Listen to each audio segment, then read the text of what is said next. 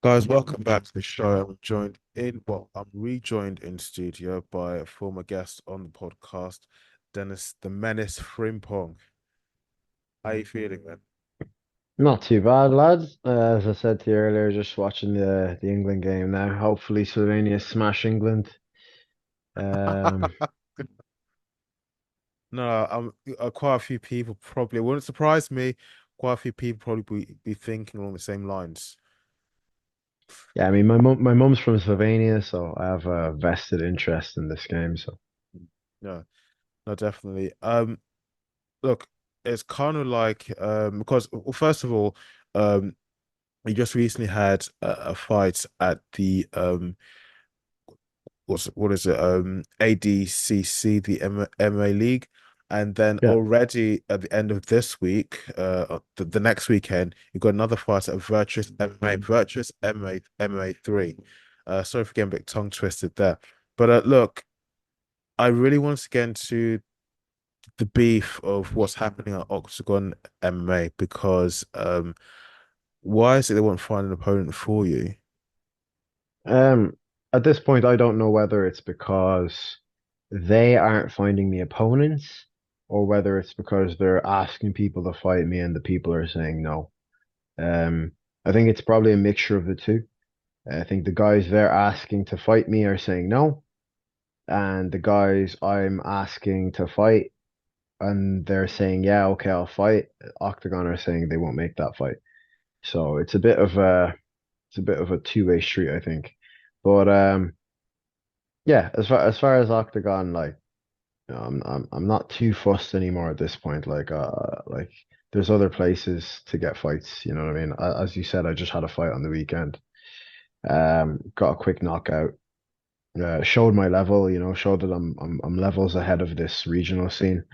I have called out a few guys on the regional scene as well, like Irish scene, UK scene, that are like sort of prospects, I suppose you could call them.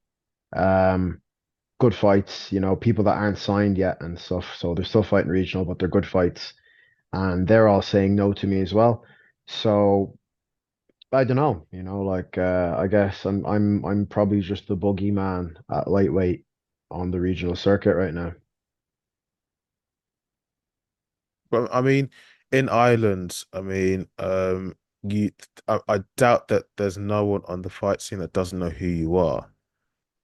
So, Yeah, they all know who I am. I think they've all seen my fights, and I think that's why they don't want to fight me because they know that it's not a good fight for them. Yeah, I'm not a good fight for anyone. You know what I mean? So well, look, I hate when that happens. A fighter, a good fighter, talented fighter like yourself, joins a big mainstream promoter like Octagon MMA. They may not be Bellator or the UFC, but they've got a good, significant global reach. They're a force to be reckoned with. And I hate whereby they just for some reason they just will not put a fighter on their card, especially on the main card, the fight card. No, it does annoy me because they're kind of making you wasting talent and wasting good skill. You are a draw. A lot of the Irish guys on the Octagon MMA circuit, they are draws. 100%.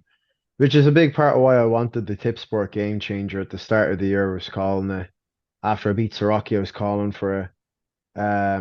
Because at that, that tournament style, no one can avoid me. I have a guaranteed four fights if I win my fights. So people can't avoid me, they can't duck me. It's like you get drawn with me and that's it. Like that's the fight you have. You have to fight me. Um, so yeah, they didn't give me that. But I'm sure there's a few other promotions that do tournament style fights, and as I said, like that's the kind of I think that's the kind of place that I'd probably be looking to go, where I could actually get fights, guaranteed. He's Tell me a bit about the opponent you should have fought on the Eden card for Octagon. Is it Ondrej Pastrisk? I can't pronounce Petras Ondrej Petrasek. Petrasek, excuse me. Yeah. I've been calling him Ondrej Petrified since he went missing. Wow. Yeah, the guy just went missing. He agreed to fight me. Octagon said, they would make that fight if I went through Callum Mullen with no injuries and I was able to fight again 6 weeks later. I did that. I was able to fight again 6 weeks later. I called him out. He went ghost on social media. I thought he'd blocked me. Turns out he hadn't blocked me. He actually deleted his whole Instagram, just to avoid me. So that's the lengths and extent that these fighters, so-called fighters, are going to avoid me, to avoid actually getting in the cage with me and trying to shut my mouth, because I have got a big mouth. So Yeah. if these guys want to come shut my mouth, we're in the one sport in the world where you can actually sign a contract, get in a cage with me, and come do something about it. But these guys don't want the smoke. They know that not only are they not going to shut my mouth, but I'm going to slap them up in the cage. I'm going to talk shit to them in the cage, embarrass them, and then my mouth's going to get even bigger. So that's just the fact of the matter. Does it make you feel as in what? It's kind of a silly question, but I'll ask anyway because I'm speaking to you now face to face almost. Does it make you feel almost pissed off and even envious of your other teammates that they're getting the fights, they're getting beefing up and building up their records? I mean, does it not piss you off a lot? No, at the start it did, but now it just builds my confidence even more. Where other people are, agreeing to fight teammates and people that I know, they're getting fights agreed, and I'm not. So that means to me that people are just scared of me. It's not something to be pissed off about when people don't want to fight you, because when no one wants to fight you at a certain level, you get to a certain level, no one wants to fight you. Do you know where the only place for you to go is where people have to fight you? The top of the food chain, Yes, where yes. everyone has to fight you. So that just shows me where I'm going in my career, and it just shows where these other fighters are happy to settle and stay stagnant and stay where they are and not progress anywhere in their career, where I know I'm going to progress. Because eventually someone's having to is going to have to fight me. It's a misnomer. They're going to have to fight me. I'm gonna be careful with the next statements or question that I make now, because I've kind of spoken to, what would I say is the owner of OKTAGON MMA, but I was really spoken to one of the guys from the UK and Irish side. They've been cool with me, but not to throw shade at the company or the brand as a whole. But do you feel that the reason why Andre probably wiped his Instagram clean, probably that maybe there are certain people, and I'm not trying to throw accusations at that maybe there are certain people who kind of motioned him into doing that just to avoid having to step into the octagon with you. I wouldn't be surprised. We're in the fight business. It's a dirty game.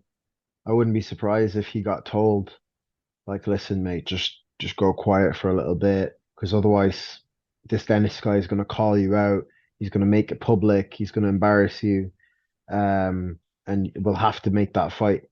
So I wouldn't be surprised if he got a little whisper in the ear. Obviously, I don't know what's going on with him. You know, it is what it is. But I wouldn't be surprised if there was whispers in the ear telling him to just disappear off social media for a little while. Because I think they all know what would happen if me and him got in the cage. Look what Siraki did to him. Siraki finished him, and look what I did to Siraki. So I really do feel for you because it's annoying. You see different sides and examples of that. The fighter does everything they're supposed to get ready for the fight, weight cut, fight camp, sparring and training, and then like on the last minute, everything gets pulled out from beneath their feet. They have to start. All of that was in vain. yeah, I mean, for me, it's more so the fact that I didn't get to fight in a stadium. I wanted to fight on that Eden card. 28,000 seater stadium, big event. Ariel Hawani even talked about it. He obviously watched it. Joe Rogan mentioned it. So it was a big card, and I could have gone on there, put on a spectacular performance in front of that crowd, built my name more, built my brand, built my notoriety within Octagon, and continued on my path to the title. But yeah, it is what it is. People don't make good on their promises, and they expect me to make good on mine. So maybe I should stop. Maybe I'm too nice of a guy. You know, as much as people think I'm a prick because of my online persona, maybe I'm just too nice of a guy, and I give people the benefit of the doubt, and I take people's words as gospel a bit too much. So that's a lesson going forward when dealing with businessmen, I suppose, because businessmen are not fighters. I'm a fighter. I'll show up to fight. Businessmen only care about one thing, and that's money. So, which again, I still don't understand because, like, I'm a draw, as you said. Yeah. I'm doing the numbers. I'm building their brand as well. So I don't see why I shouldn't be put on these big cards because whether people are booing or people are cheering, they're still going to be making noise, you know, and there's still going to be a big storyline behind it. There's still going to be viewership of it. Yeah. So I don't understand what the logic is and the thinking, but it is what it is. So going forward now, I mean, what what is it you want to do? I mean, do you even want to maybe change weight classes or so? Or because again, you've already got the name, at least here in Ireland, and to some extent, I think here as well in the UK. I mean, do you want to try maybe fighting with another promoter, another big promotion? I mean, I've tried to go weight classes difference. I, I accepted a fight at middleweight or 81 or 82 or whatever it was on Octagon on like a week's notice, and the guy said no. You know, like so even middleweights are avoiding me. So I don't know what else to do.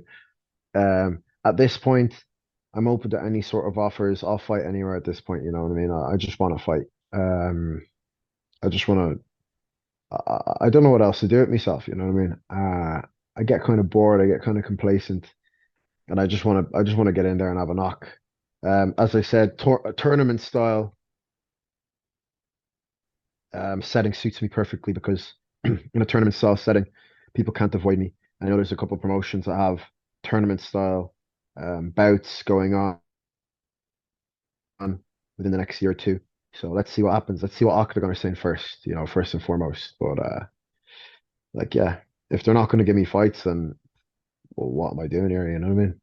No, I know how it feels like because a fighter's window is it can't well depending on yourself, but it's only for so long.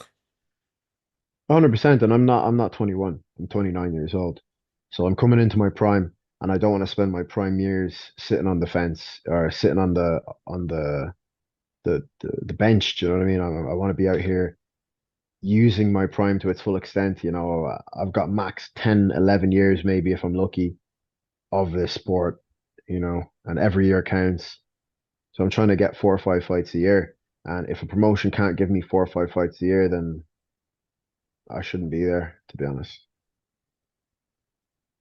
Can you tell me or talk a little bit about the beef between you and just Paulo? That, that's a good. Uh, Is there beef? Is there beef between me and Jess Paulo? Like, I think it's more white meat than red. He's a chicken rather than a cow, so it's not beef, it's chicken. Fried chicken. Um, I don't know. The guy's been offered me twice on two different shows. Virtus MMA offered him a fight against me. He was already looking to get matched on Virtus. I accepted. He said no.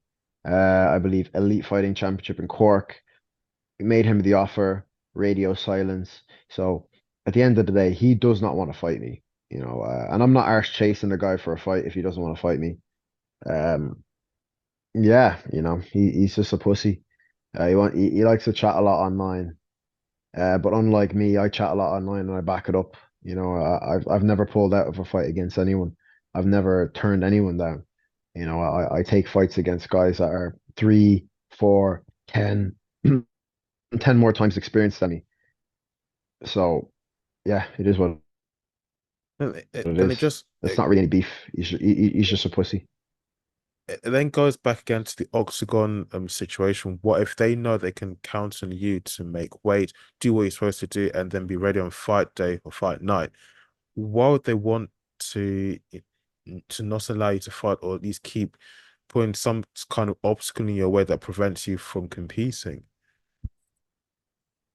I don't know. That would be a question for Andre Novotny or Pavel Neruda, or the matchmaker at Octagon. Um, I can't read their minds. I'm not telepathic. I'm not clairvoyant. What I do is I get in there and I fight.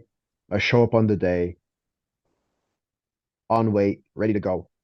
Camp completed, fit, strong, fast, dangerous, which is my job. That's what I do. So all that other extracurricular bullshit doesn't really concern me. I can't answer those sort of questions. I don't know why they're not giving me fights.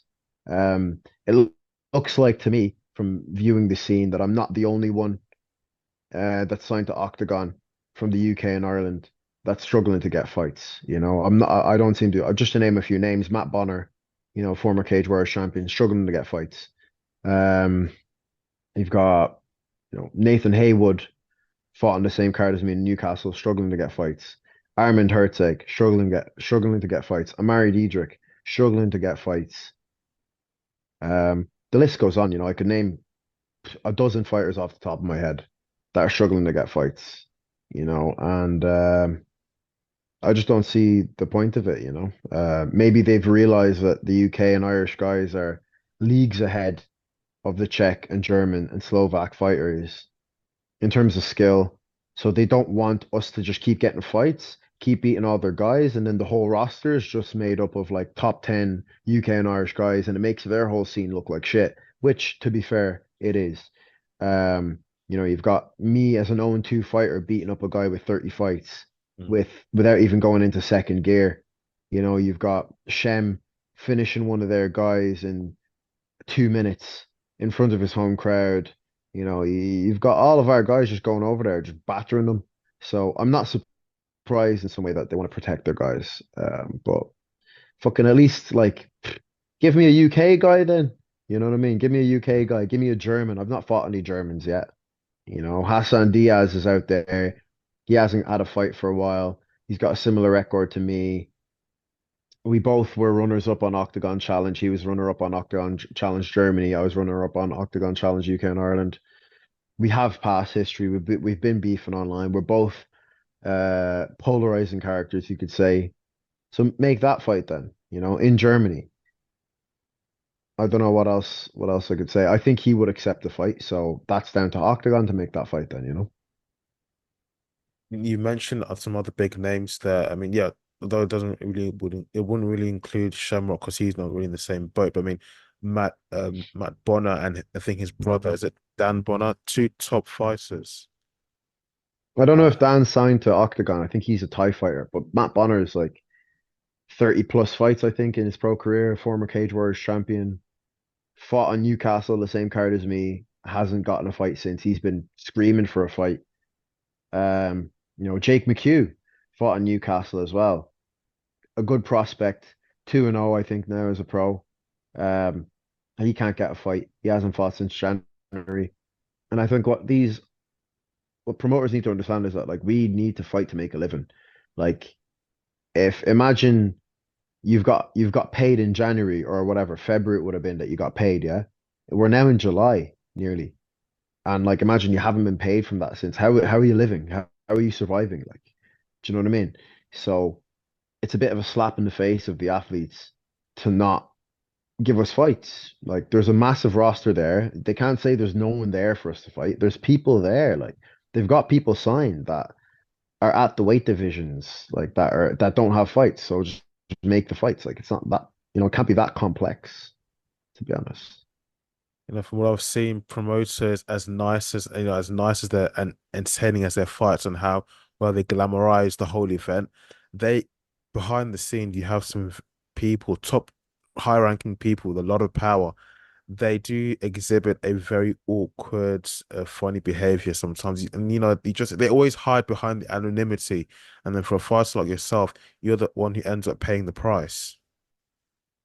100%. But like I've been vocal about the fact I want to fight. I want someone. I've been calling people out, all sorts of people I've been calling out. Um, people know I show up to fight. I don't pull out of fights. I show up on the night. I do my thing. Win or lose or draw, I'll show up. and I'll be entertaining. Like, people know that about me, so they know I'm not looking to avoid fights. Um, so the only other factor is that the promoter is either not giving me fights or other people are not accepting fights with me. And I think it's a bit of both. I can't put all the blame on the promoter, but I do think that they're hiding certain guys from me because they know what I do to them. Shamrock and Jada Bakoni, they you could almost say that they almost like had a score to settle, and there was like Jada kept on ducking and avoiding Shem, but eventually that fight happened, and yeah, as expected, Shem settled that score in the cage. But because it kind of just feeds into what I want to talk about over in the fights, over there in Eastern Europe and Central Europe, especially in the Czech Republic. Um, is it that they're not as hard as what they make out to be? Because I've seen a lot of posts on Instagram, say for a face off for promo. At the face offs, these guys really don't waste time or waste time just letting the people know that there's a serious beef going on here between me and this guy. And I don't care if I hurt him here. I'll use the opportunity to headbutt him, punch him. So you know what I mean? They Yeah, I think that's more Russia. I think that's more Russia that you get stuff like that. And Poland, I think the Czech Republic and Slovakia are like they're like I don't know what you could even call it. Like they're not known as warring nations. You know what I mean? They're not true fighting countries. Um, the Polish, we all know about the Polish. They show up to fight. They rode out against Nazi panzers on their horses. Do you know what I mean? They rode out against tanks on horseback. So we know they're fighters. Czechoslovakia rolled over. You know what I mean? The Germans just walked in. They didn't even put up a fight. We know about the Russians. We know the Russians fought them back in Stalingrad. Just to give a little history lesson, we know the Russians fought them back, pushed them back, and went back all the way to Berlin. So we know the Russians can fight. We know the Polish can fight. Can the Czech and Slovaks fight? I don't think so. People have this idea about Eastern Europe like it's this hard place to live. I don't think people out there are that hard. You know what I mean? Like they can't even accept a fight against me. So how hard can you really be? I think you can make all that noise and whatever, but I think proof of pudding is going to be when you actually have to face the other guy, the opponent. 100%. Um, I think your upcoming fights at a Virtus MMA 3, keep getting tongue twisted there. How are things going? How are you preparing for that? I mean, I know it's just literally what feels like days after your last bout. It's not. I wouldn't call it a fight. It's a grappling match. It's a super fight grappling match. There's a special set of rules. Bit of money on the line. The money goes down as the time goes down, and there has to be a submission to get the money. So it's going to be an exciting grappling match. It's not like other grappling matches where we're both going to be stalling to try and win by points or decision. We're both going to be hunting for the submission because we both want to get that money. So again, I wouldn't call it a fight. I'm gonna go in there. I'm gonna do my thing. Sub this guy. My first outing at purple belt in a grappling match. It's been a while. It's been a little hiatus from grappling, but I need to stay active. And if I'm not getting MMA fights, I might as well do a bit of grappling. You know what I mean? I think it'll be in a cage as well, which would be nice. But yeah, Grappling that's good. I like BJJ, jiu-jitsu, wrestling, boxing, but like, I've got to be honest with you, it's the octagon as well. I like to see you guys. That's why I think you guys excel because all the disciplines you bring them all together and use that to compete. 100%. I like to use all my tools. It's gonna take a bit of willpower not to elbow this guy in the face when he's on the bottom. So it is what it is. Dennis, last but by no means least, any shout outs you want to give to any, in fact, not just shout outs, but any fighters you'd like to call out. I've called everyone out. I've called everyone out. Now Conor McCarthy, he's refused to fight against me. There's no point in even calling him out anymore, is there, Conor McCarthy? I know you're out there somewhere, Conor. All respect to you. I do respect you as a fighter. I like you as a fighter. I like your style. Um, but I need someone to fight, and like there's not a lot of unsigned guys at our level. So, you know, let's get it going. Let's get it cracking. Who else? Mike Lefty Thompson. You agreed to fight me, and you were saying September and all this and that, and then you took a fight in June against some other bum. I don't even know who that is. Matt Elliott or something, or something Elliott. Not Matt Elliott. Matt Elliott's actually a cool guy. I don't know, some other Elliott guy. What are you doing with yourself, mate? Like, come get the real smoke. Let me finish off your career. Shem already battered you. Subbed you in the first round. I'm gonna come in. I'm gonna take his sloppy seconds and make it sloppy thirds, and finish off the rest of your career. Send you back to, I don't know, maybe carpentry or something. Get a little trade. Other than that, like, there's not really anyone else. Like, there's not really anyone else at lightweight that I don't train with already, and that's not already signed to a big promotion. Do you know what I mean? So, is what it is. You practically ran through everyone that have been deemed competition for you. So you really are hungry for a proper challenge now, isn't it? Yeah, listen, I'm a caged animal right now. I'm a caged animal that's not getting in the cage because I'm not being allowed in the cage. So, Any shout outs? You didn't shout anybody out, did um, you? yeah, shout out Manchester top team. Always putting in work there, always giving me the good work. Um, Shout out all my sponsors. They're all in the link in my bio. If you don't follow me, give me a follow.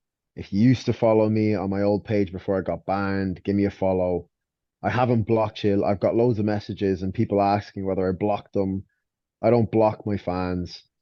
I don't block people that support me. Um, I've literally got my page banned. So give me a new follow on the new page, Menace MMA 2.0. That's it. Speaking of which, Dennis, why was that Instagram account deleted? I mean, Shem not too long ago had his Instagram account deleted, but then he used his secondary one there for business and now as his main account. I mean, what did you post? Because I can Oh, appreciate that. yeah, like obviously the person that I am, the kind of character I am, I had a lot of warnings in the past. I had times when I got banned from going live, got banned from going collaborating on posts. And I think I was on my last warning, and it was something really mild. I think I said like someone said I had no wrestling and he'd take me down, no problem. I said something like, if you took me down, I'd butcher you off my back. And then that came up flagged as like, I'll butcher you, bing. And that was it. Account was gone. 4 or 5 years of putting that account on blast, making Yeah. noise, building up my following, all just gone to waste. But I'll get it back. You know what I mean? Like my social media can get disabled, but I'm still fully abled. I'm still ready to scrap. I just need to get a few fights under my belt if anyone would ever give me a fight.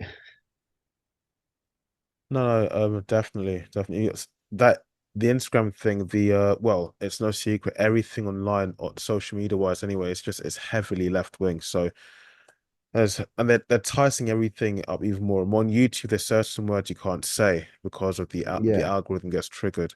yeah. Well, look, this Saturday, I look forward to seeing you competing. Yeah, nice one, man. Appreciate it. Shout out Virtus for getting me this grappling match, keeping me active. I did try and get an MMA fight, by the way, and there was no one available, so I just took a grappling match. Guys, if you've watched till the very end, please don't forget to hit the like button or the subscribe button if you're watching on YouTube.